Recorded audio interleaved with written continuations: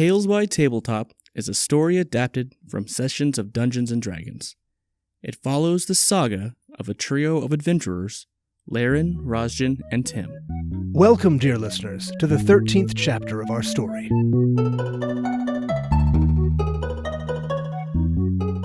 Today is the day of the gala. As the morning continues on, Aldo approaches Rosjen in the common room. Excuse me, ma'am. I have a favor to ask of you.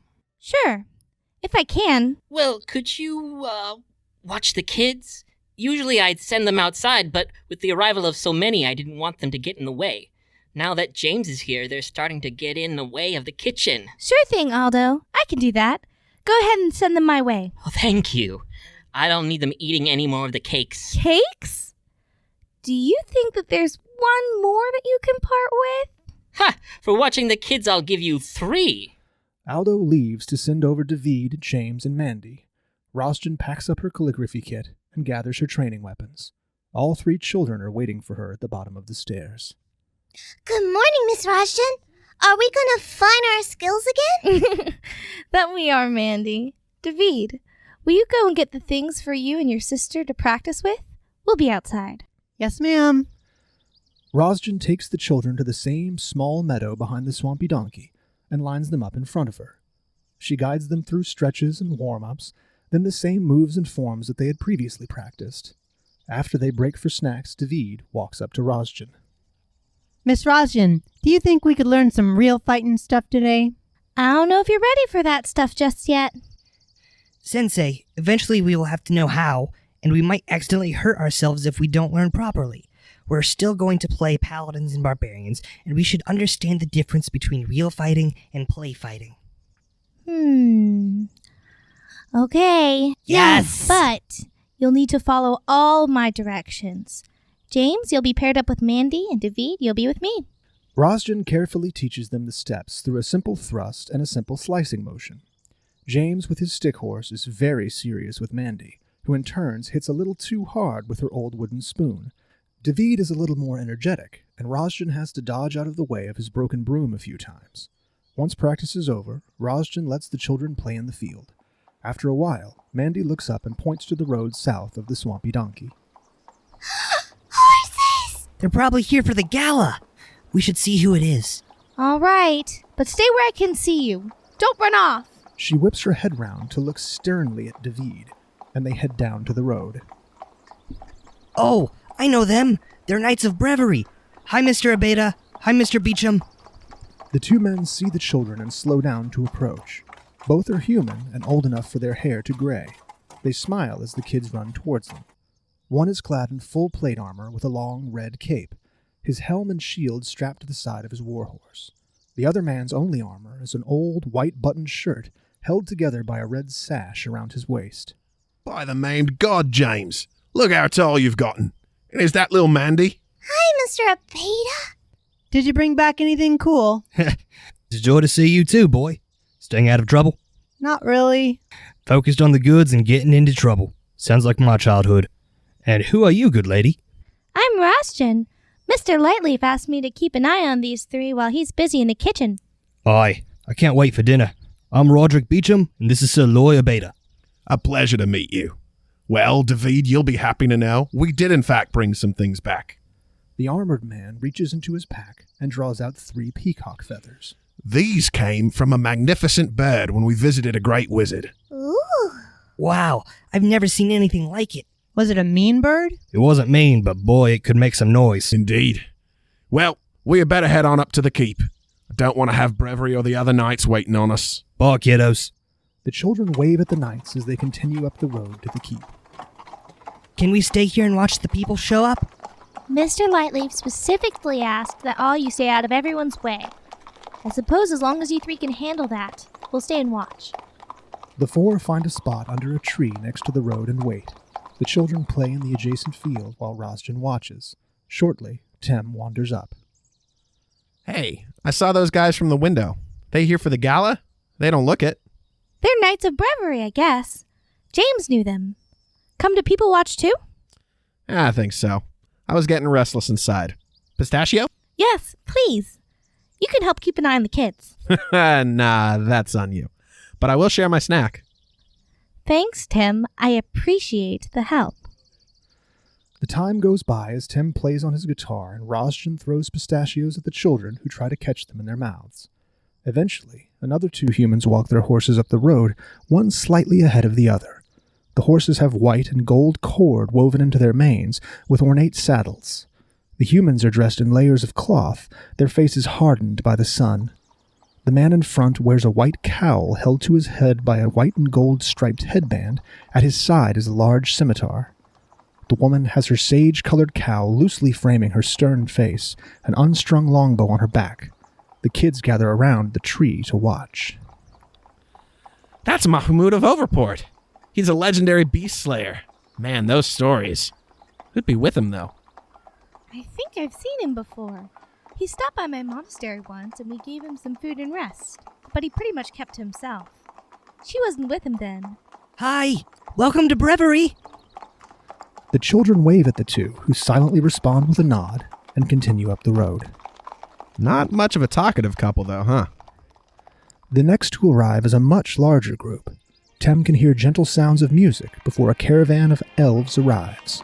There are 2 ornate wagons flanked by 6 elven warriors at each end. The group is clad in saffron robes and fine jewelry. All are riding pure white stallions. Tem jogs over to the inn to get Laeran. Laeran, you've got to see this group of highborn. I think it's probably the Hanalise. I was wondering where that music was coming from. It sounded like you suddenly gained some talent. Ha ha, you're so witty. Does that come from the whole having 2 sets of memories thing? Did it take both of you to come up with that one? Tem and Laeran step through the doors of the inn as the elven procession makes its way through town. Laeran bows in respect as the first carriages begin to pass. Suddenly, sunlight reflects off of Laeran's armor and into the eyes of a horse pulling the first coach. The horse spooks and pulls quickly towards Tem. He narrowly jumps out of the way and tumbles on the ground before he can be trampled. The caravan comes to a halt as the driver struggles to get the horse to calm down. Laeran rushes to his companion. Are you okay, lad? I'm fine. That's 2 wagons that almost ran me over in hardly so much as a day. I think I might be having a string of bad luck. Maybe. Here, let me help you up. As Tim gets to his feet, he accidentally makes eye contact with the high elf woman in the coach. The world seems to stop in that moment. Her fair skin and copper-colored hair falling over a slender face, entranced. Tim gazes into her eyes, which are 2 pools of liquid gold. He feels as if she was able to see every lost song he had ever written. As I say to the witness of the goddess Sune, I've never imagined such beauty existed.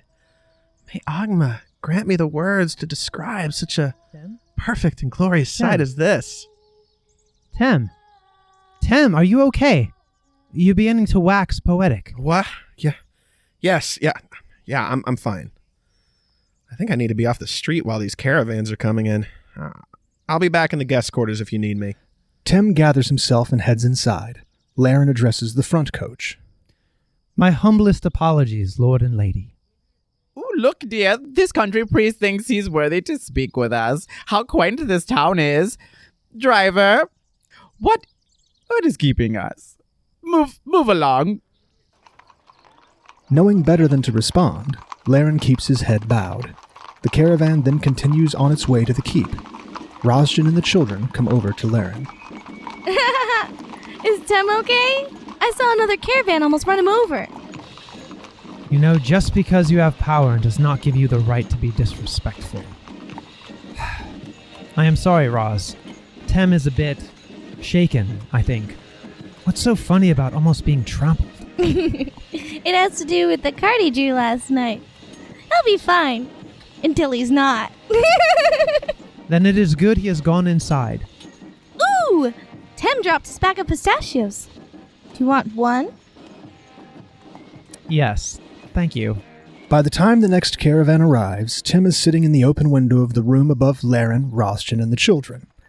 A contingent of armored dwarves haul a wagon loaded with long, shiny bars of metal. Laeran counts 16 dwarves surrounding the wagon. One dwarf stands posed atop the stacked metal.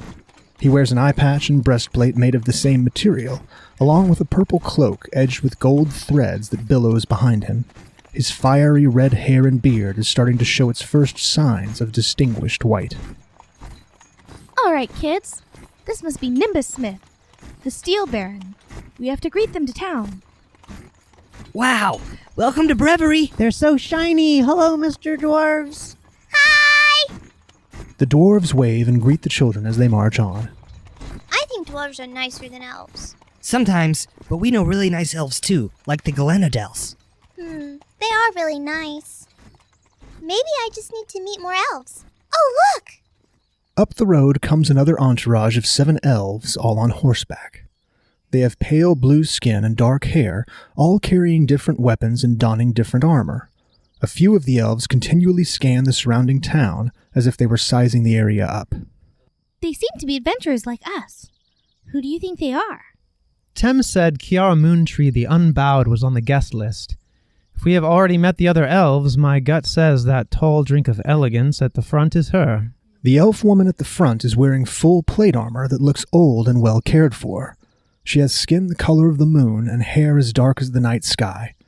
As the children wave at the band of elven adventurers, several break off from the group. One approaches the small gathering in front of the swampy donkey. It is a pleasure to be in your town. On behalf of Lady Moontree, I would like to bestow a token of our gratitude for hosting us. Is the proprietor here? You must mean my dad. I'll get him. The halfling boy quickly runs inside. The elven man's gaze turns down towards James. An orc child in town. Hi! Welcome to Brevery. My name is James. I'm charmed, James. We were not expecting a family like yours here. Are his parents around? Nope. I'm watching over him right now. His mom... Hang on. James, is Anne your mother?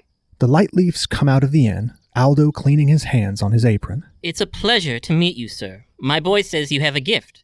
I assure you it is not necessary. Nonsense. Please accept this gift of wine from the vineyards of Sunfield Plateau. May it bring your guests comfort. Your lady is too kind. Thank you, sir. The elven man bows and turns his horse to meet with Kiara Moontree and the rest of his group. Laeran, all these armed guests are making me worried. What if there's a war that breaks out with all these fighters? These invitees are more armed than usual dignitaries, but this is more for show. A lifetime ago, while I was steeped in political intrigue, you learn that they all have agendas to seek out. Strength can be an effective negotiator. The next guests to arrive are another smaller group of humans consisting of a dignitary, an assistant, and 2 hired guards. The dignitary stops frequently to talk to the townsfolk as they cross paths, occasionally handing out small gifts. They eventually glad hand their way to the swampy donkey. Hello, citizens of Bravery. I am Victor Simonson, Count of the Summerfield Estate. That's a long title, sir. Ha-ha, clever boy. Here, I come bearing treats. Oh, is it candy? David, don't take candy from strangers. Not to worry, good citizen. I'm here to establish a trade relationship with your town, not harm its people. Here, you may look over it. The man in noble robes hands a small leather bag to Rosjen. She peers inside and finds an assortment of hard candies wrapped in wax paper. She cautiously unwraps one and pops it into her mouth. The 2 halfling children rush over and try to grab the bag from Rosjen as she lifts it above her head. He said they were for us, Miss Rosjen. Yeah, share! Are they okay, Ros? Yeah, they're fine. Back! Where are your manners, children? Well, citizens of Bravery, it was good to meet you. Please remember the Summerfield Estate as a friend. The group begins to slowly make its way towards the keep. Well, we don't have much longer before we're supposed to meet Anne. I'm going to run to the apothecary for some potions. I'll meet you and Tem at the gate. Sounds like a plan, Ros. See you there. Rosjen returns the children to Aldo, who immediately passes them off to a tired-looking Cassandra. She stows her practice weapons in her room, takes her quarterstaff, and dashes out the door to the apothecary's. Laeran grabs Tem, who is just getting dressed in his fine garments, and they all meet at the gates of Brevery Keep. The front of the keep is lined with carriages and idle members of the various entourages that have arrived. The 2 guards, Bernie and Rodger, are greeting guests as they come in. Hey, you guys! Welcome back, Tem. Madame Ticello said to expect y'all. Are you going to play for the attendees? Unfortunately, no. but I am told that I will be able to demonstrate my talents after the gala has passed. So what are you doing for her? Does it have something to do with Cartwheel or whatever his name is?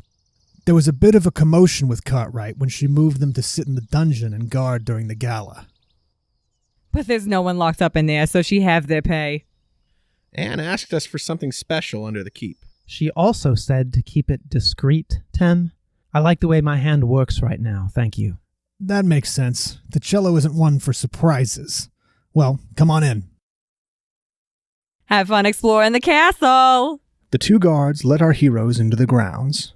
Banners, brightly lit torches, and decorations adorn the walls. Anne is waiting for them inside, an appreciative look on her face. Standing next to Anne is a young woman holding a thin wooden board with a piece of paper clipped to it. She has shoulder-length red hair, shorts, boots, and socks pulled up to her calves. You are on time. I am pleasantly surprised. If you'll follow me. I thought we were early. I think that's what she meant. Tem, look at that chandelier. Oh, my. I want to go to there. Do you want to swing from it? Maybe after a few drinks. I'd probably have to lose count of them first. Whoa! Would you look at that?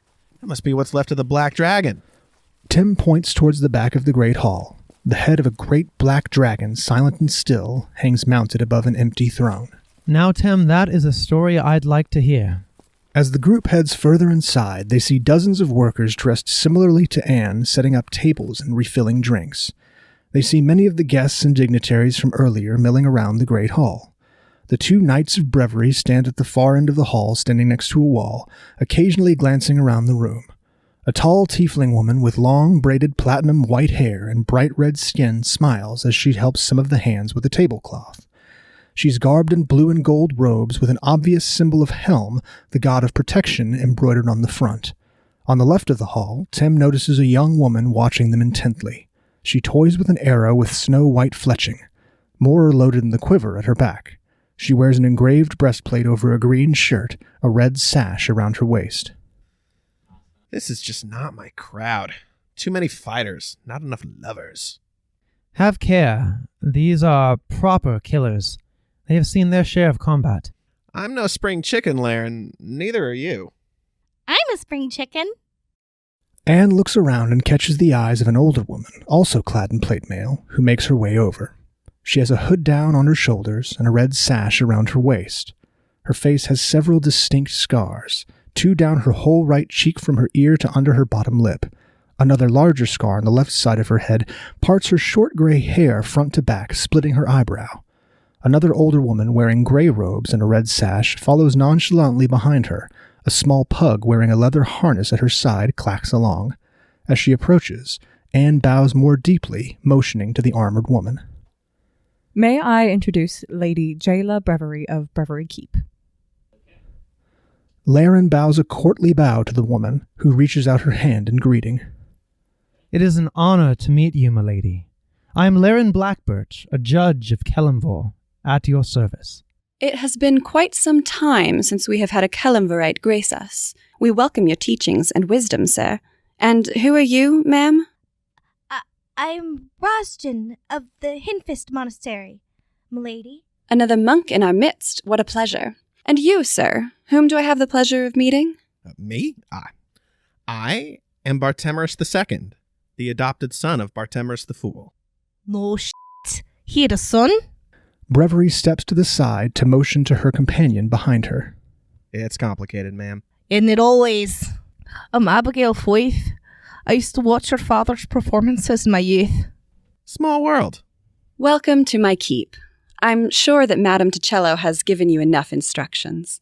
She has been a great resource since she arrived. Please let Anne know if there is anything we can do to help. Actually, if it's not too much trouble... We are very grateful for your hospitality, my lady. Thank you. With that, Lady Breviary and her robed companion give a short bow and continue through the great hall, the pug's nails clicking on the stone floor. Laeran, we shouldn't ask her something like that directly. She's a busy woman. It's just high court manners to offer. Oh, I missed that. Well then, I'm glad I withdrew the question. Aren't you suddenly a font of information on courtly etiquette? I wonder where this knowledge of manners has been. Drunk in a barn, perhaps? Madam Ticello? Yes?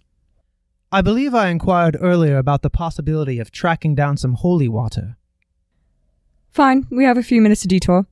You may inquire about that to Hope. We will be waiting by the door to the kitchen. It is further there to the right. Anne points to the tall tiefling woman.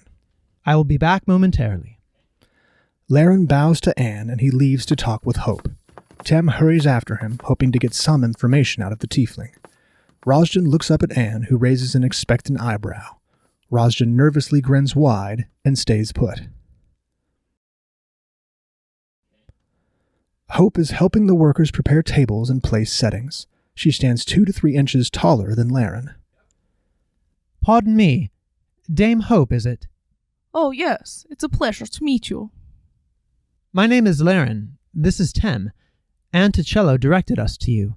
We are looking for some vials of holy water. I don't usually carry them on my formal vestments, but if you follow me, I think we can find you something.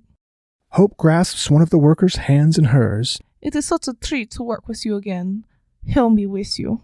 And turns to lead Laeran through a set of simple wooden doors to the left of the great hall. Instead of following, Tem decides to stay in the hall. He catches the eye of the young woman, still running her thumb through the white feathers on her arrow. He walks up to her, and she surreptitiously slides her left foot behind her. She stretches her arm out and motions for him to stop before he gets within arm's reach. That's far enough. Who are you? I was hired by Anne Ticello for the evening. My name is Tem, a bard of no great consequence. Yes. You look like you're ready for a fight. Thank you. Expecting trouble? It would be foolish not to. That's fair, I guess. What's your name, ma'am, lady? I'm not in the habit of giving my name to strangers, especially not the hired help. Very well. One can often tell the merit of a person by how they treat their inferiors. Good day. Tem politely bows and turns to walk back to Rosjen and Anne. She wants to throw shade on me. I'll throw it right back. Child. I'm not the child. She's the child. On the other side of the ornate wooden doors, 2 guards stand watch and salute as Hope walks past with Laeran behind her. Stone steps spiral downwards, sconces line the stairwell, but only a few are lit. They make about 1 full rotation down when they stop at another door. Hope knocks. Charlie, dear, we have a guest. She opens the door without waiting. A man sits at a candlelit desk dressed in dark robes and a white plague mask. Laeran, taken aback by the mask, actively looks around the room for a dead body. A wall is lined with vials of different colored liquids and jars containing things in various states of pickling. In the fireplace, a cauldron bubbles with something foul-smelling. The beak turns up slowly. Yes, Hope. What is it? Who is that? I am Laeran of Kelemvor, at your service. Another one? The beak turns back to the open book on the desk, and Hope walks over to rub Charlie's shoulders. Oh, come on, Charlie. Don't be so sad all the time. I'm not... It's fine. What do you need, Hope? Well, sir, I need some holy water. I was told you might be able to donate some. Yes. I might have a few vials. Here we go. These 2 should do you well enough. Very generous of you. Would you happen to have 4 more, just like it? Do you have the 25 gold it costs to make each one? Charlie, be nice. I am being nice. I have given him 2, and am offering to sell him more at a discount. That is fair. Let me see what I have. Oh, okay. I have that. Here you go. Very well. Let me get a few more vials. Don't let his dour attitude fool you. He's a cleric, the same as you or I. We have very different ways of how we tend to the living, Hope. Understood. Well, it is a small world, and I'm sure we will bump into each other again. It was a genuine pleasure to meet you. Enjoy the party, Hope. And here you go, sir.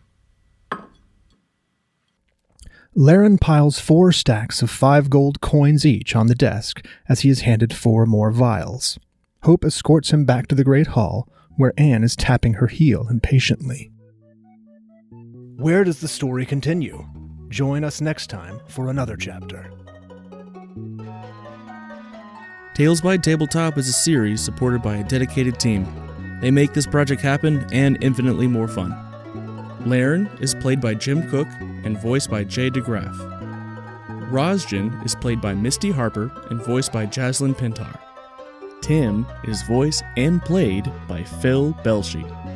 Your narrator is David Nellor. Guest voice acting provided by Dez Andreola, Michael Blackard, Gabrielle Galluzzo, Sarah Matos, Anna Minmier, Travis Nellor, and Levi Witt. Story coordinators are Mike Becker, Chris Hultin, and Zac McAuley. Sound effects provided by freesound.org and music provided by tabletopaudio.com. The theme for Tales by Tabletop was created by David Vass. This show is edited and directed by Zac McAuley, Travis Nellor, and is produced by Michael Blackard.